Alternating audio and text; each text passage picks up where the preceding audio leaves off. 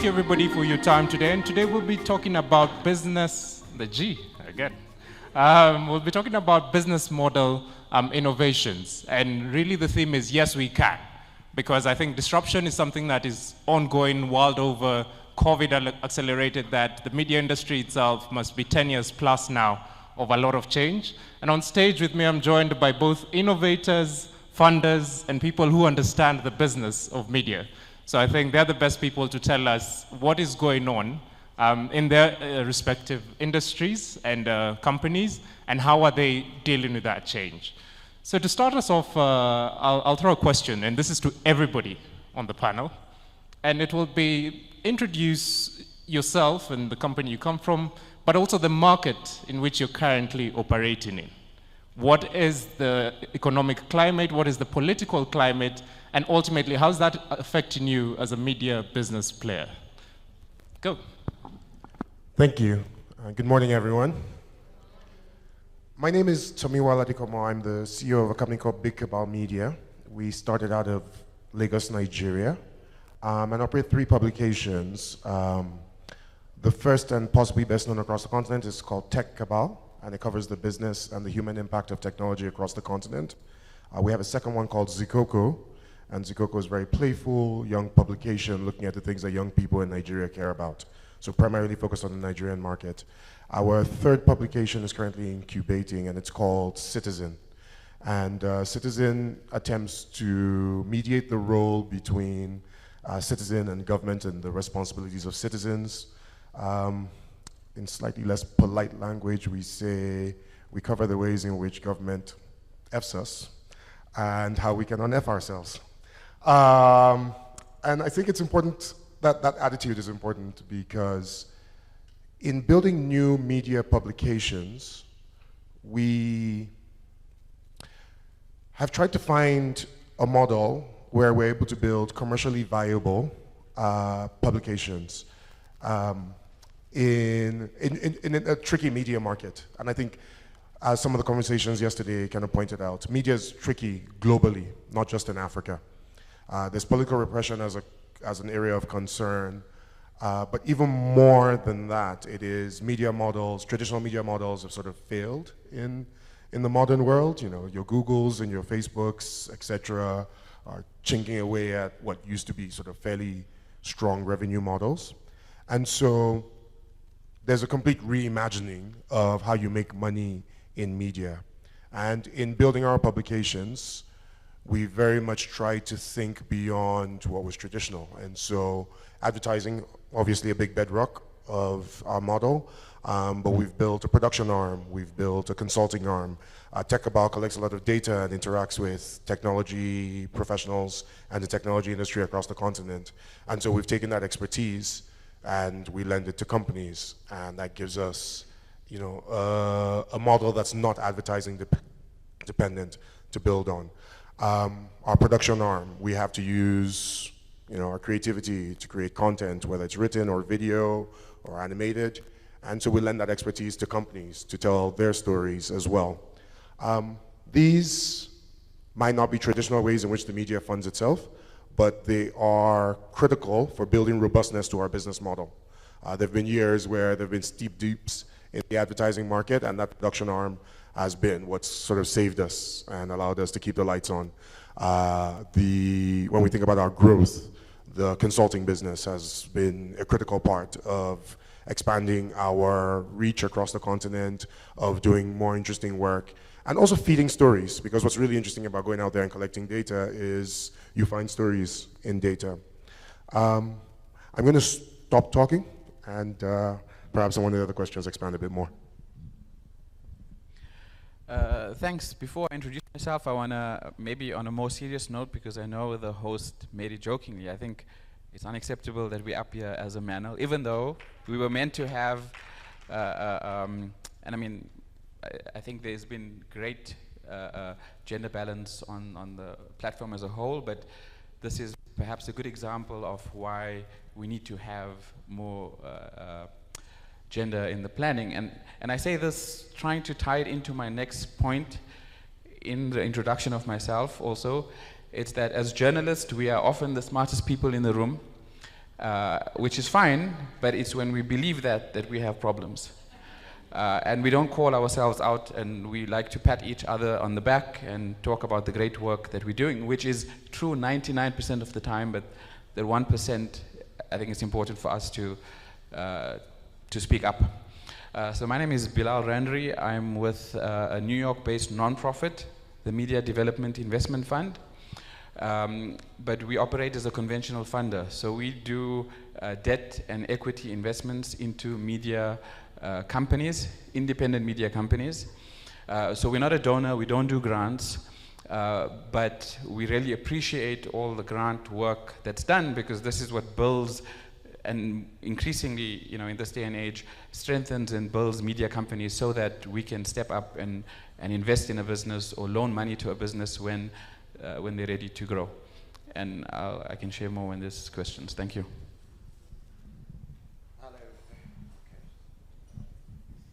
Okay, it's on now. Every time I get asked to introduce myself, I think it's kind of, I never know how to do it. It's kind of like how my mom used to struggle to tell what I do for a living. She'd be like, he does something. He pays for things, so he must be doing something. My name is Larry Kwidada. I'm from Zimbabwe.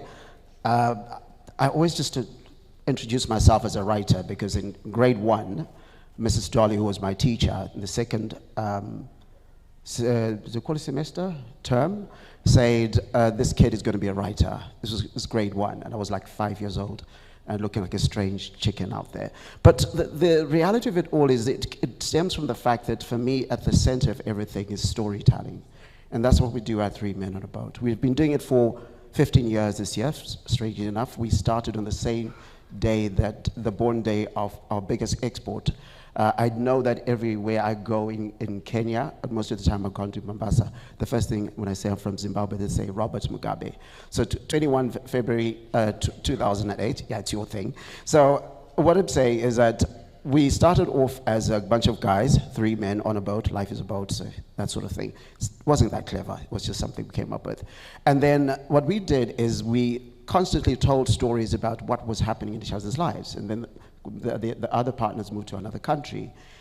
And then we realized we're getting a lot of attention. There was a time the elections were happening, the GPA was being discussed, and we realized that there was an information gap. The mainstream media was waiting until the next day to tell the story of what was happening on the ground.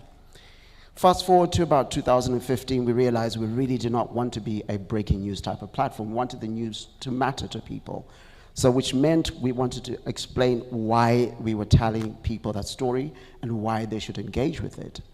And since then, we've been constantly pivoting every 6 months. So we've got a creative communication agency that does work outside ourselves, so we're able to sell advertising for other people. We've also gone into content marketing for clients, but what we did was then to separate the publishing company from the agency, so that there will be no pressure for the publishing company to have to intersect with the money people. So they're two separate people that work separately from each other.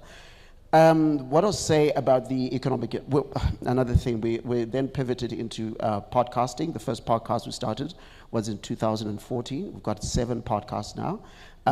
Somewhat limited series, so we've gone into what the old school radio drama, so a radio drama type of podcast.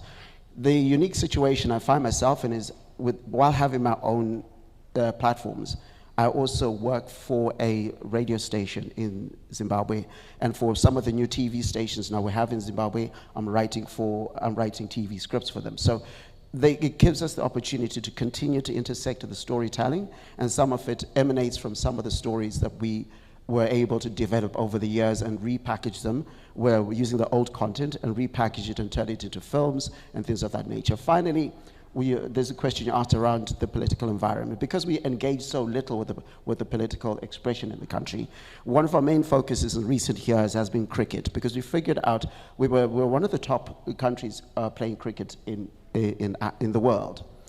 But very little was being written about cricket in Zimbabwe by Zimbabweans. So we started creating a copious amount of cricket content from Zimbabwe about Zimbabweans, including local cricket, and we've been able to get a lot of traction from that.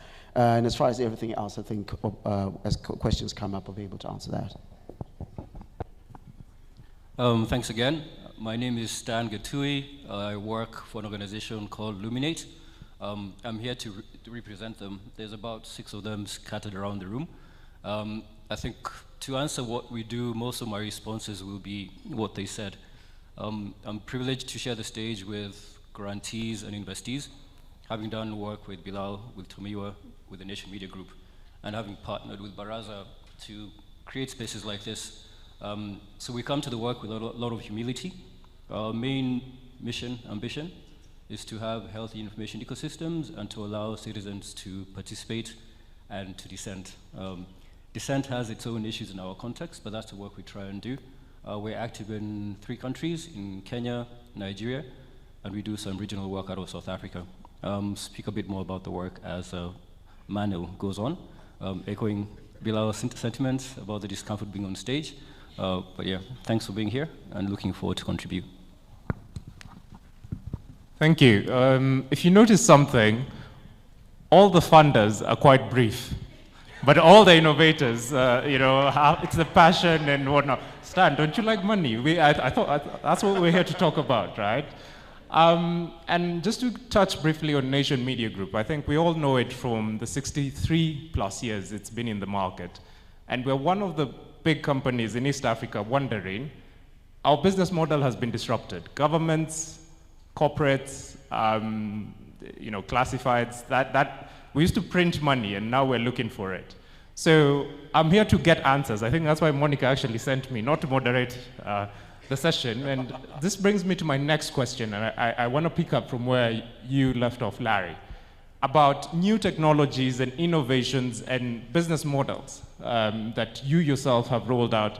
You talked about a podcast that you started 8 years ago now, 9 years ago, 2014? Yeah. So how is that performing? And then, going over to everybody else on the panel, just to talk about what new technologies have you rolled out and how are those performing in terms of the business proposition that you're giving? Are you seeing customers responding? Who are those customers? How do you make your money today, is the question. I'm thankful to start with that I was able to do it as soon. It was crazy. I think I had one of those weird little laptops with the mic on it, and I kept thinking, I need to go to a studio, and then I was like, no, let's just gonna do it. And I think that because we were, in the context of Zimbabwe, an early adopter of the technology, we were able to go a bit further than other people. The other people have come in. A couple of podcasts have come in, and I'm glad for the environment that there are more people. And what that has done is that because we have got this catalog that goes quite a way back, we've got people who are going back into our archives and listening to that content. And strangely enough, we always thought some of this content is stuck in the past, but for some people it feels evergreen. And in that space, therefore, as said earlier, we try to pivot into something in the business model every 6 months or so as to see what is the next curve. Obviously, everything is a 3-year lifetime for us, but within those 3 years, there's every 6 months. So that's why we've been able to have limited series. We've been able to pitch to corporates to be able to do a specific podcast with them. For example, in Zimbabwe, we do one for DSTV, a podcast bi-weekly where we talk to people and that sort of thing. And it's a blessing because it now has got us into a space where we now produce podcasts for other people. So that has increased our income in as far as what we could do, and even do sound design for some people. We've done assistant sound design for some films. So I think it's beyond the podcast itself. It's like, where do these skills also take me? And to finish off, when we got into this space, I should mention that in 2001 or something, I'm like 600 years old. In 2001 or something, I got into coding already. So by the time we were doing all this thing, it wasn't just about the voice. It was about how do I develop the technology behind it, and which partners can I interact with so that I can go to them and say, can you add this feature for us or onto our platform, or can I develop this feature for you? So the cross collaboration that goes beyond the content itself, it has been important, and the research that you do in as far as those kinds of topics. Okay, so I'll try and keep it brief. Looking at what is the business model, what business models work.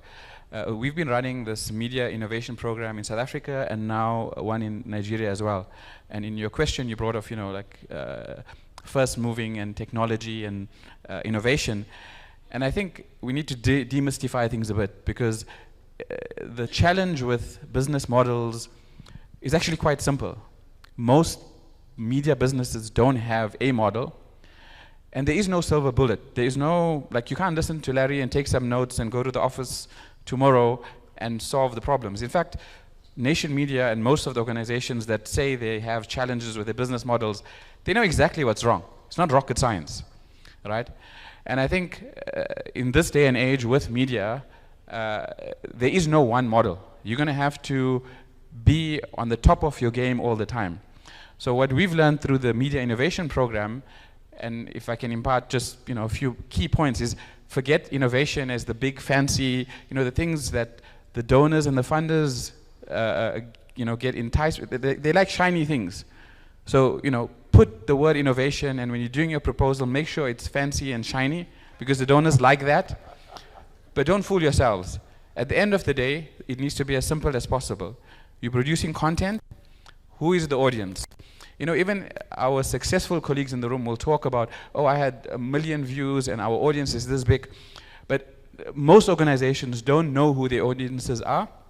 And I think this goes back to the history of how media has been in the habit of talking at people. We're a TV station, we're a radio station, we broadcast, you listen. This idea of engaging and really understanding people, there's few organizations who are doing it well. And this is something that all of us need to start doing better, right? And then when it comes down to, journalists, as I said in the beginning, we like asking, we can interview a politician and ask the hardest questions, but nobody is asking, how do we get paid, right? And I'm saying it's not rocket science, but there has to be, if we getting, grant funding, are we treating it in a smart way? Are we getting the best bang for our buck for every dollar that we're spending? Because the business model is money comes in, money gets spent, and ideally there's zero left. If it's negative, your model's broken. If it's positive, great, but people who are positive are not probably doing a lot of media, right? And maybe you're doing something else. But that's what a model is. Money needs to come in from somewhere. You need to spend it, and as long as the spending is less than how much is coming in, you have a model. Thank you. I will not be brief.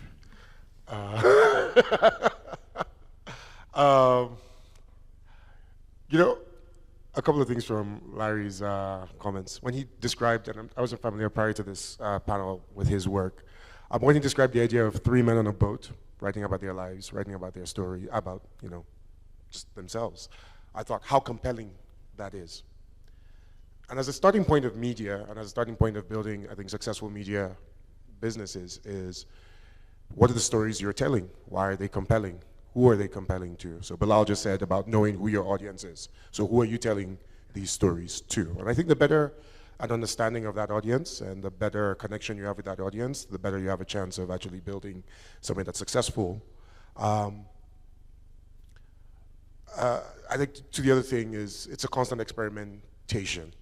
I winced a bit when he said that they switch models they pivot every 6 months, because I know how painful each of those pivots is in reality. And again, because of the nature of media today, I think there's a constant experimentation that is required. So Baraza is taking the name Baraza Media Labs, but even within Big Cabal, we think of ourselves as a media lab. We are a constantly living experiment in how to build a large, thriving media business.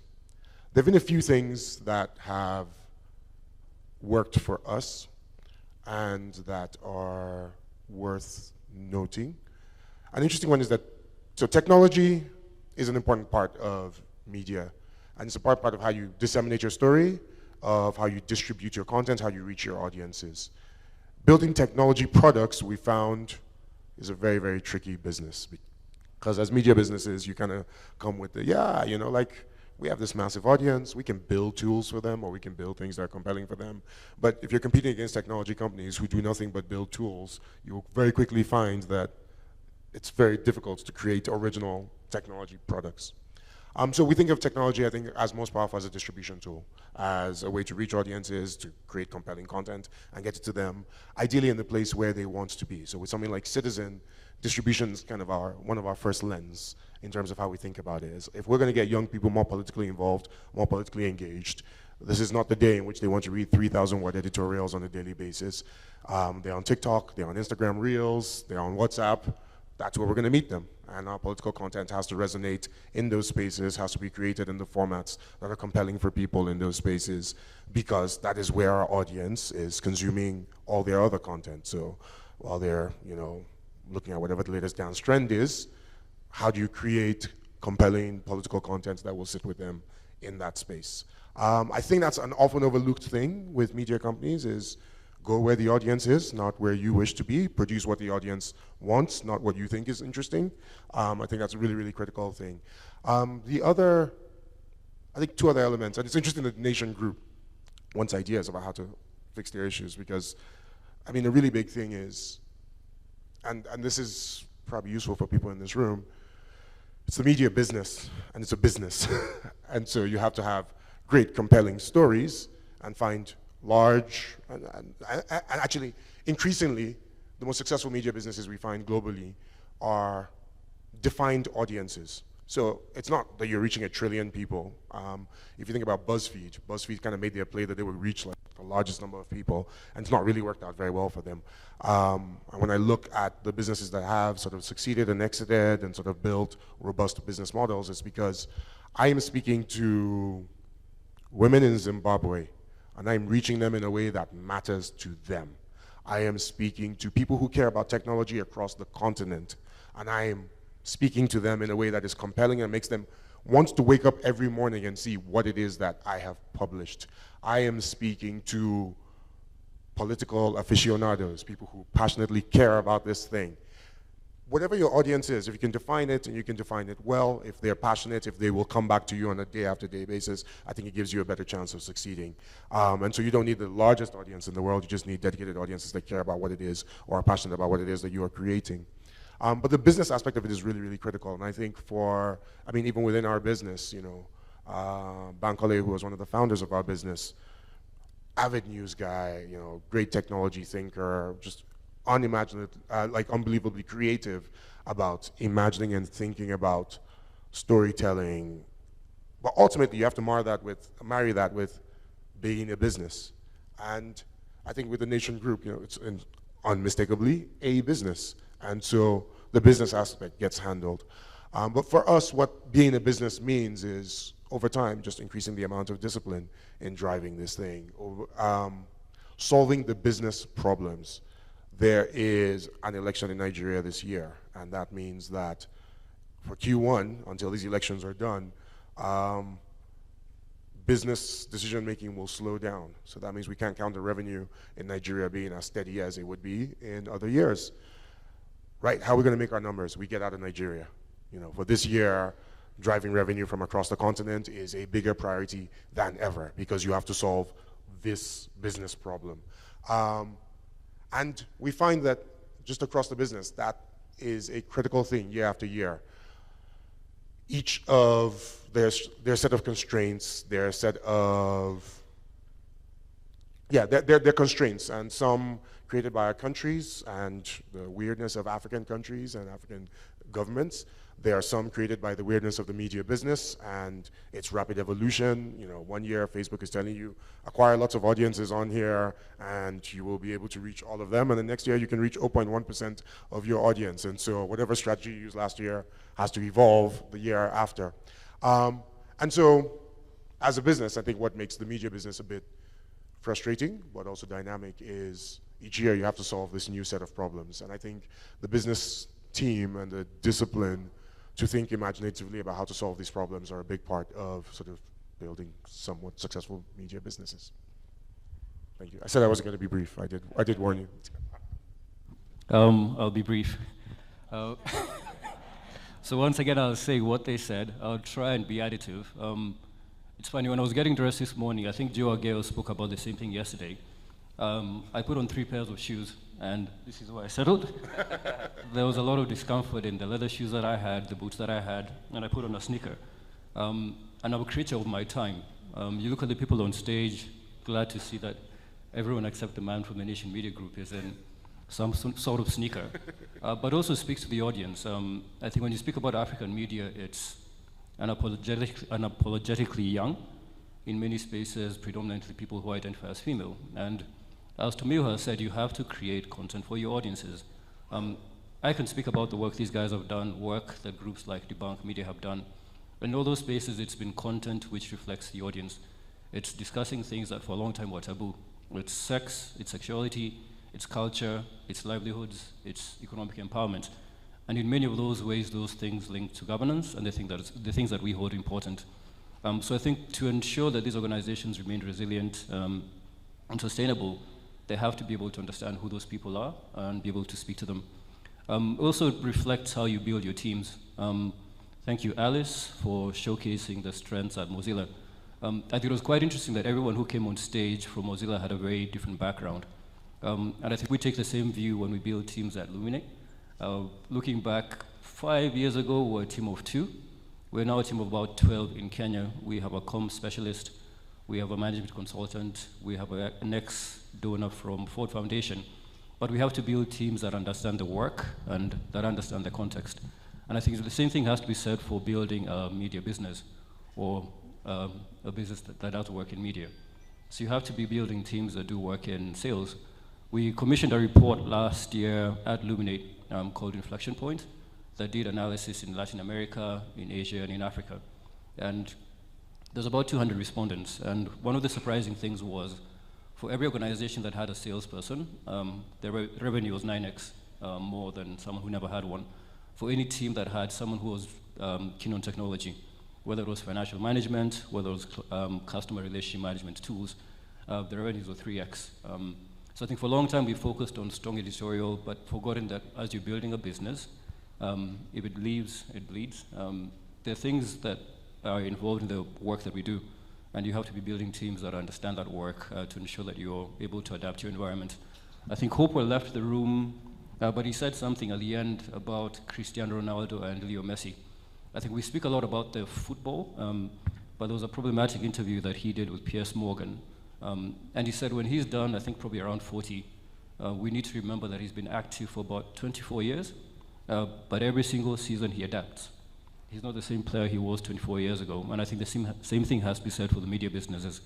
I can ask the Nation Media Group to respond, but it's one of those things that is extremely uncomfortable. I grew up reading print, probably much older than I should be saying here, but it was print media, it was a news cycle that was 7 p.m. or 9 p.m.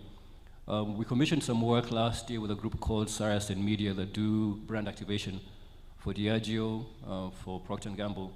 They're in the business of selling beer and cooking fat.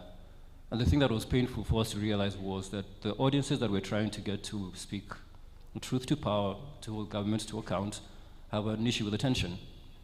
So if you're trying to do a news cycle, which is once a week, you're up against someone who's doing activation for Gordon's Gin, Gilbey's Gin, on TikTok, on YouTube, on Instagram, 6 times a day, and you're fighting for the same eyeballs. I remember last week when I wore these shoes for the first time, my colleague Kirote said to me, "You've rolled up your pants so you can see your shoes." And I'm like, yeah.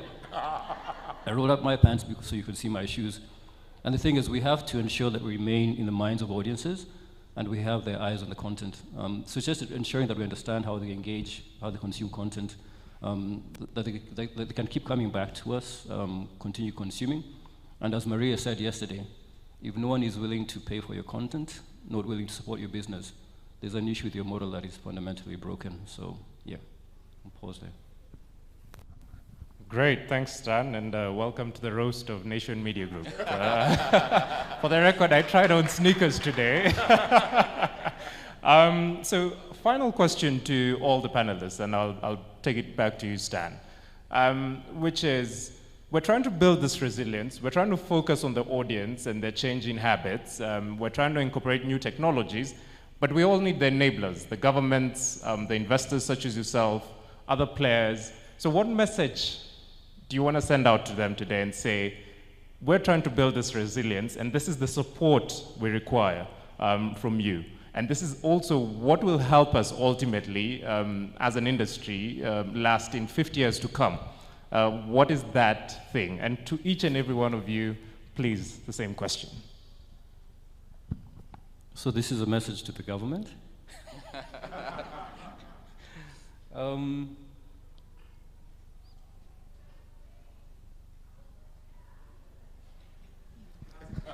No. I was speaking to Asha Mwili yesterday, and she said in many of these spaces we have to be measured. So I'm trying to be constructive. I think someone spoke yesterday from the Film Commission and I think the Kenya Film Board about the fact that we live in a country. We are bound by the borders, the rules of where we live. So I think the thing is we need to have an environment that is conducive for business, that promotes free speech, that allows people like Odanga and Mozilla to ensure that we have accurate information. Because one of the biggest issues we have in our space is misinformation, disinformation. And part of the challenge is a lot of the citizens are not educated in what that is. We've done a ton of work in fact-checking. I can see Alphonse here from Africa Check. And the issue was that was always slow. Someone would lie in public, and it takes you 3 days to fact-check before that information is verified. And I said before, you're dealing with an audience that is engaging the content every 30 seconds, every minute. So there's a lot of work that has to be done before the fact around how you educate the youth, how they understand information. And a lot of that work is to be done by people like government. We had a session with Martin Kimani, an ambassador, about 3 years ago, about the role of philanthropy. And he told us, you guys work against a much larger pool of money and with a government that is well-intended and has the citizens' interests at mind. So I think the understanding was we have to do things that are catalytic, at escape velocity, but in many times aligned with the government agenda. So to understand the work they're doing with youth, the work they're doing in media, and then to work with people like Mozilla, work with groups like the Nation Media Group, to ensure that we're being constructive. I'm not an activist, I'm not a media practitioner, but I'm a social scientist, and I care about the places where I work, and that's the truth for what we do at Luminate. So it's to ensure that we're doing work with the government in a way that is constructive, but also supportive of their agenda. So the message is to continue creating an environment which is conducive. It's things around businesses like taxation, making it easy for people to hire talent. I was speaking to Tomio yesterday, and I cannot keep up with where his people are based, which is a good thing, because it just shows that talent is mobile, is flexible, but we're trying to build businesses on the continent. We have to be able to attract, retain, pay, compensate, incentivize. And a lot of that is on the back of the work which is done by the government and other agencies that are working alongside them. So yeah, that was not part of the script, but thanks for asking. Thanks. Larry? Mine is very simple. I'd say to the government, trust us to tell the story. It's that simple. It's not that complicated. I saw an Africa No Filter the research paper that said among young people, 11% of young people trust what politicians say. There's more trust in pop culture for decision making and in social media, people talking to each other, than there is in the government. So trust us to be able to tell the story to our people. And as far as our sustainability, it's about knowing what the trends are. For us to survive, we're always going to have to provide a solution.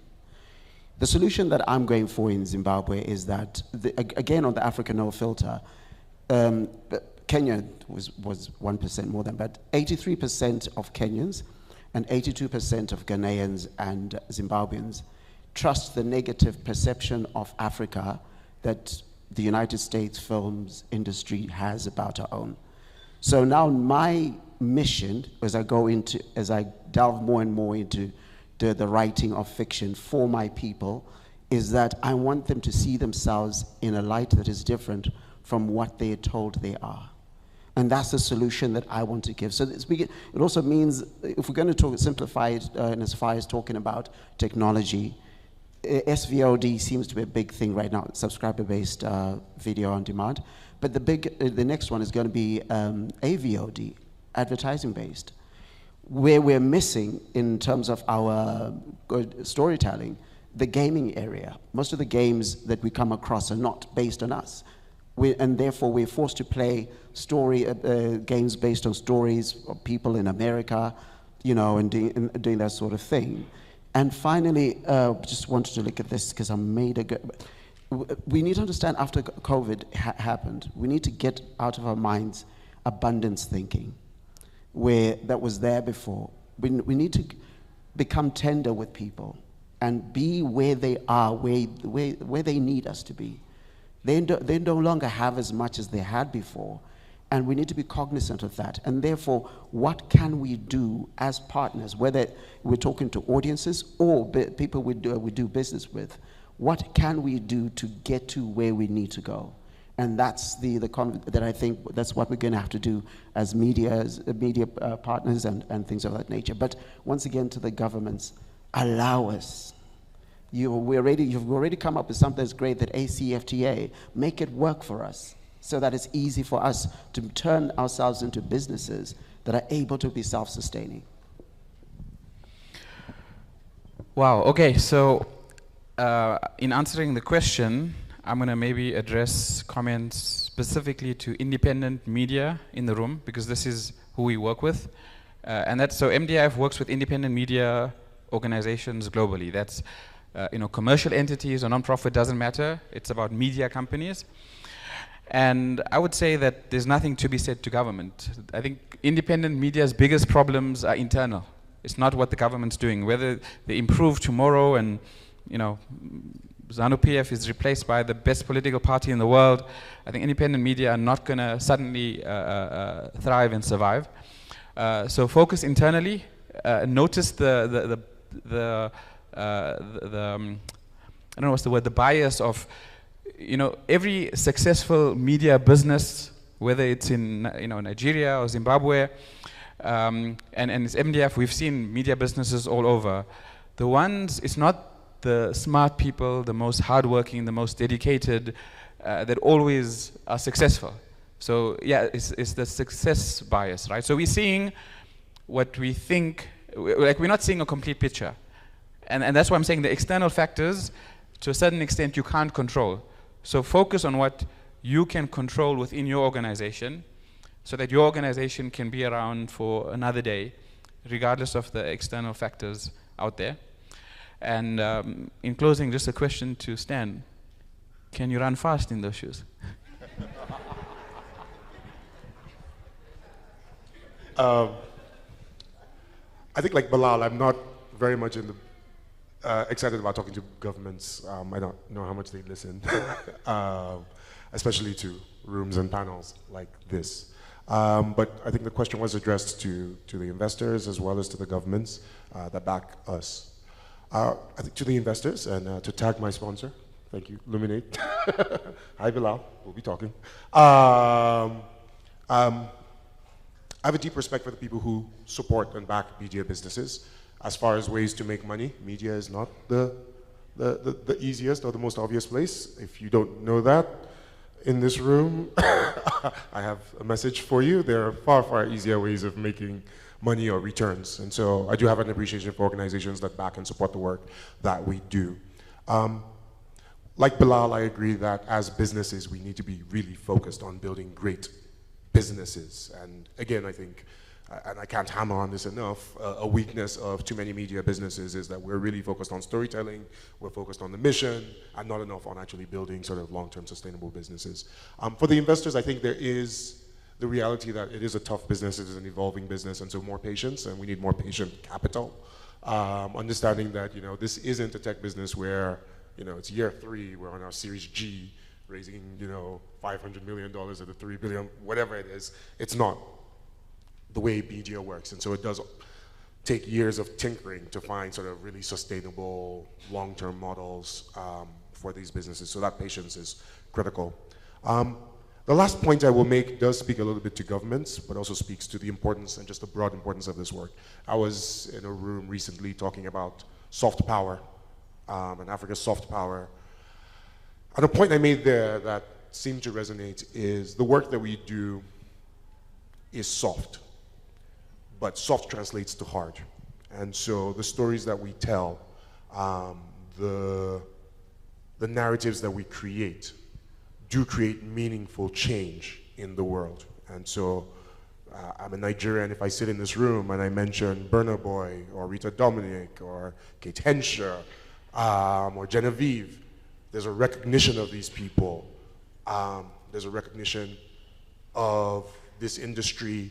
I mean, if you look at America, America's turned soft power into global dominance. And I think as a continent, as we tell these stories, we build real economic power. Nollywood or Nigeria's music industry are real economic engine drivers for the country. Tech tells stories about the technology industry. I cannot tell you how many investors from Asia, from Europe, from Silicon Valley, who I will randomly meet in rooms like this, and they'll say, yeah, we follow Tech Cabal. That's how we follow what's happening in the African tech industry. And those people invested $5 billion in Africa last year, and which has grown like 100-fold over the last 10 years.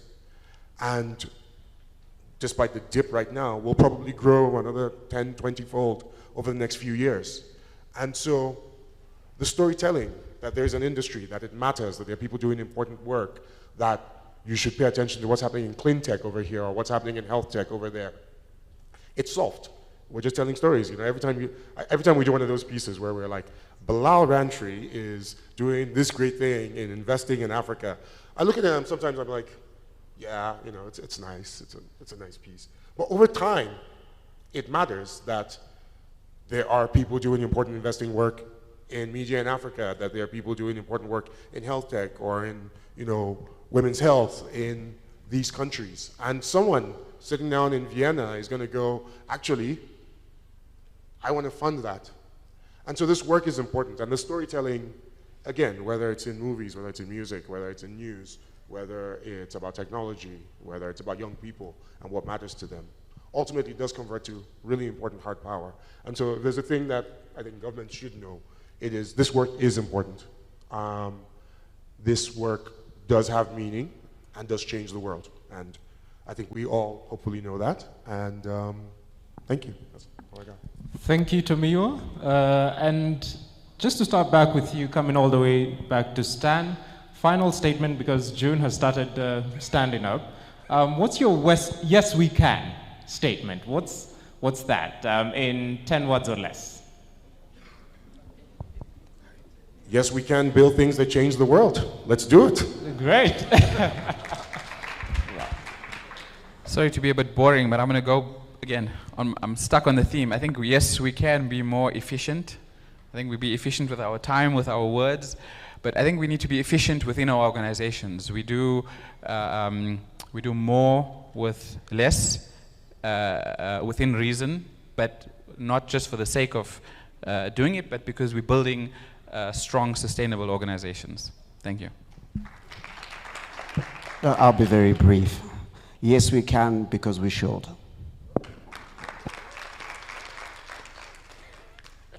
Yes, we can because we'll continue experimenting, we'll be bold, we'll be brave. Ladies and gentlemen, thank you very much. And to all of you, yes, we can. June, I don't know, do you allow us to take any questions or no? We're really concerned about time. Was there any that was burning, like burning your chair is about to collapse? You Burning. might need the first aid team in here. Maybe let me define what burning means. Like, even water can't help you. That kind of burning. Okay, we'll take just two. Thank you. You started this panel and ended this panel with "Yes, we can." It's an Obama slogan. I didn't hear any of you say, "Yes, we can have more women." When Obama came here to Kenya, he pointed out that when you leave women out, you can't claim to have the full or complete picture. He said to us here in Kenya, there is no excuse for treating women as second-class citizens. I seriously don't believe you could not find a single woman to talk about business, the business of media. So this is reprehensible. Congratulations to the panel anyway, really great insights, but I would have loved to hear them from women entrepreneurs, from women journalists, for women creatives. Your last question to the panel was how to build resilience. Well, that is not going to happen if you shut out half the population, especially in this continent, which, by the way, happens to be the most creative and the most resilient. Thank you.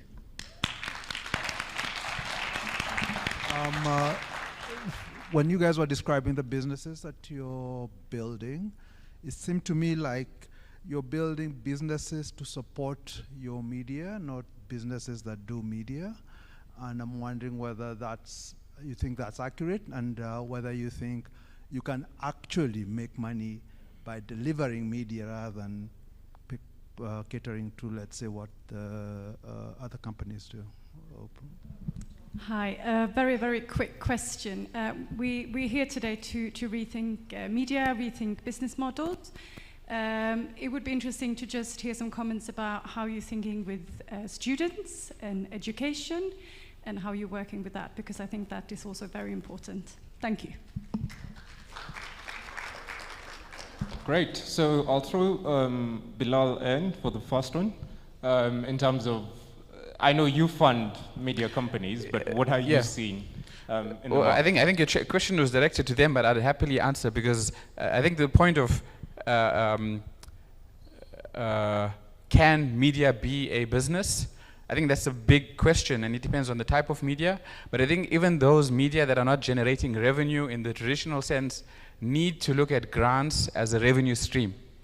Now, the problem with grant-funded journalism is when you become dependent on a donor or a group of donors, that's not sustainability. And when one of them shuts down, or like we've got a very bad example in South Africa with New Frame that was dependent on one donor. So I think, so it's a whole maybe 2-day conference on what what media needs to do in order to be businesses. But if the one takeaway is that for media organizations that are relying on revenue as the main source of funding, treat that as a revenue stream to the point. So, you need pipeline, you need to know the timelines, you need to have diversity. And even if there's other experiments that you do with opening up advertising, reader revenue, like you said, you meet people from Tokyo, like, are they paying? And are you selling them subscriptions on the spot? Like, this is the type of things that we need to do, because there's no, the model you want to reach with is having as many different streams as possible. Even if the one is 99% and the others are slowly opening up. I think I made the point. Thank you. I would really like to answer this question. It's a fascinating and very, very relevant question. And at the end of last year, we had to dig into our sort of historical financials. The biggest source of our revenue is media. It's advertising. It remains by a long shot. And we've not gone into subscriptions because we have questions about the size of the wallet and willingness to pay across the continent. So advertising is kind of our biggest driver and remains our biggest driver, which means we create content, you get large audiences and committed audiences, and you sell advertising against those audiences. It's still the biggest sort of driver of our revenue. What the other revenue sources give us is resilience, because there are years where there are big advertising shocks. And in those years, you don't want to die because, and actually I'm having it this year, where conversations you started 3 months ago that seemed very certain start to go cold, and people start to ask for, we'll come back to you in another month, we'll come back to you in another 60 days. And it gets very, very worrying. So that Japanese investor, is doing reports with our insight unit. And so all of a sudden I've got JICA, I can't remember what that stands for, Japanese something or the other, doing reports. And there's an organization in Lithuania that we do sort of strategy work and report work for. And so all of that is great because it allows me to keep a few more people employed for a longer period. And so I do think about the other revenue sources as robustness rather than as core revenue, but the media is just a tricky business, and so you want to have robustness, you want to have sustainability. To your question about students, I think young audiences are the audiences across the continent. For something like Tech Cabal, we built a new vertical last year called Entering Tech. And Entering Tech speaks to young people about how to enter technology. It started as a newsletter, but it's going to become a full-blown vertical this year because it's really important for young people all over the continent to understand this space. It's going to be the biggest driver of productivity and growth across the continent over the next few years is our technology, that is our thesis. And it's important that young people understand how to navigate it, how to build in it, how to engage in it. And so there's a lot of work we're doing on that front. Yeah. So quickly, when I was very young, my grandmother used to say, the only time being a broke artist is sexy is in the movies. So no, it means that I have to do whatever it is to make sure the lights are on, my employees are paid every month.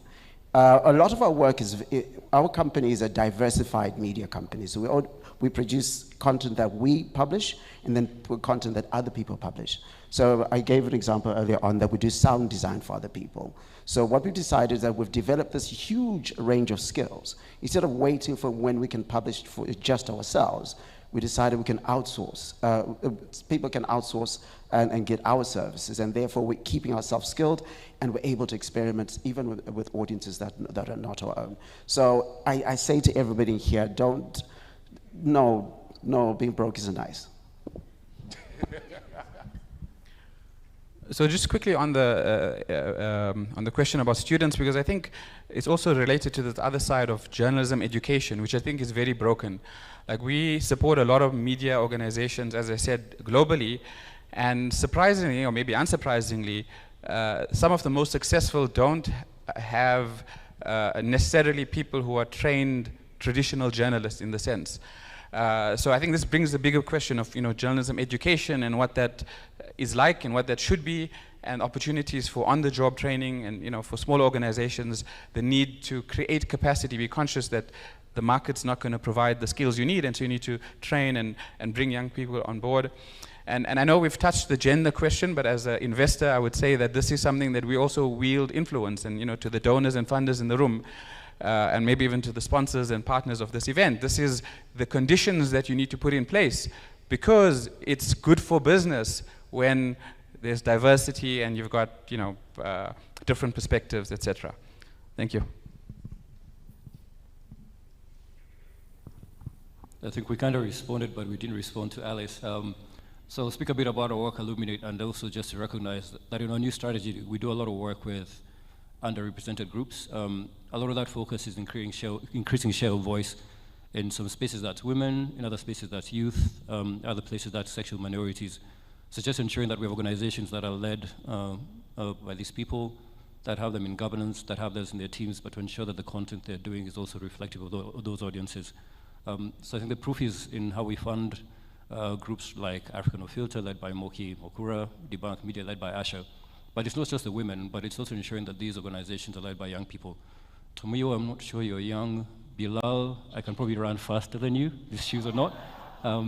But it's just to ensure that we're doing work with underrepresented groups and minorities. And I think it's one of those things which does take time, and we can't let perfection get in the way of progress. But we continue being committed to those aims, and hopefully in the next 4 years, that will be evidenced by the way that we fund and remain supportive of groups like Baraza and others in this space. Yeah. What about the other groups, the students, So doing students, we've done some work there, but it's issues around access. So we also fund in 3 countries, and we have good intentions. We don't have very deep pockets. So we're also bound by the realities of the work that we do. So we don't narrow down to students, but we do work with youth. We ran a festival last year called Makondo Festival. That was a book festival. We had the Nobel Prize winner, Abdul Razak Guna. And it's speaking about the literally space. It's ensuring that students can attend festivals like this. But in the work that we do, as Bilal said, if you're doing work with youth, you have to ensure that the work is in those contexts. We've been guilty of being an elitist funder, being in spaces like Nairobi, in Lagos, Abuja, Cape Town, Johannesburg. But the new strategy is getting away from that space. It's doing a lot more work in the northeastern part of Kenya, doing a lot more work in the coast, and in getting closer to the grassroots, we find we're working a lot closer with CBOs, with schools, in trying to address the youth, and in some spaces that happens to be students as well. So, yeah. Great. Thank you, everybody. To Alice, my sincere apologies that I sit here as Martin and not Monica today. And to each and every one of you who are leaders in the media space, men or women alike, please keep going. And yes, we can. Thank you very much, everybody, and have a great rest of the day.